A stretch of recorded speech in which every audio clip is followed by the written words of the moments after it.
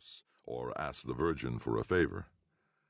Visions, like outposts of another time, preserved here on the high rim of Earth, shimmering in the sudden brightness of Cowboy's eyes.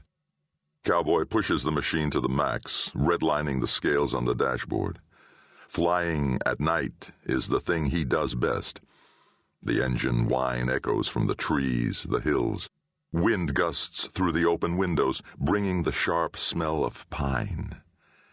Cowboy pictures the celluloid speeding through the projector, moving faster, images blurring. Neurons pulse their messages to the crystal in his head, transmitting his will to the throttle, the gears, the jouncing wheels. Now the Maserati is moving downhill, gaining speed as it races through the switchbacks, finally tearing across the surface of the Ford in front of Peñasco, throwing up a wall of mist that for a short moment reflects the headlights in rainbows, a hallucinatory shimmer on the edge of vision, a foreshadowing of color here in the monochrome world. It's dawn when the Maserati blurs across the Colorado line, and early morning by the time the bronze machine enters Custer County. The mountains are brown and green now, alive with pine and the mountain wind, the monochrome fantasy gone. Cowboy has friends here. He turns into a private dirt road, knowing there are electronics suddenly taking an interest in him. The road twists upward and ends at a high mountain meadow, landscaped flat and crisscrossed by the alpha of a private airstrip. Where the Black Deltas once flew on their occult midnight errands, grasses and flowers now grow in the cracks of the paving. Still visible is a gouge in the bright green aspens, where one jock overshot the strip with his wounded Delta and splashed himself and his cargo over a half-mile of mountainside. But the furrow is green again with saplings. The airfield is turning dreamlike now, a little fuzzy around the edges. But Cowboy does not intend that the memory should ever die. There are memories that live for him as his present reality does not, and he shines them daily like the finish of a fine new car to keep them bright.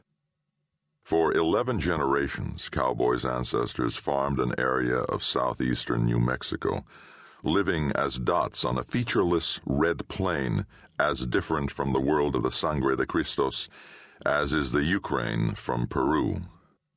Every so often, one of Cowboy's family would shoulder a rifle and march off to fight for the United States, but they concentrated most of their energies on fighting the state of Texas. The Texans were water-hungry, consuming more than they could ever replenish, building at the finish vast pumps just a few inches over the Texas side of the border, sucking the alkaline New Mexico water across the line, stealing what others had so carefully preserved.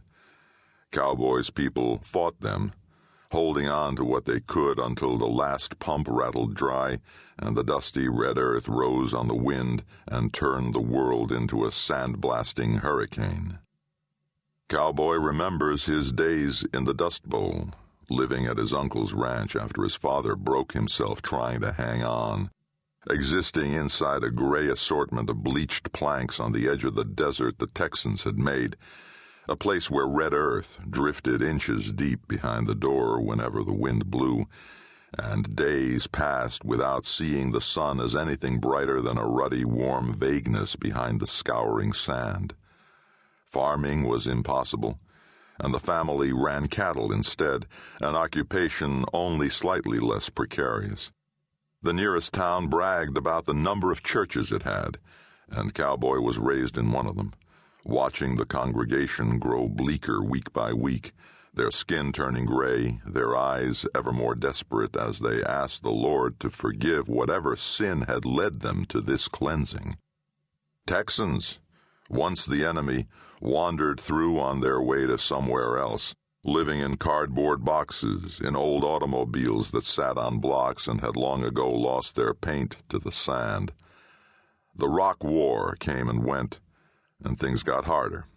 Hymns continued to be sung, liquor and cards forsworn, and notices of farm auctions continued to be posted at the courthouse.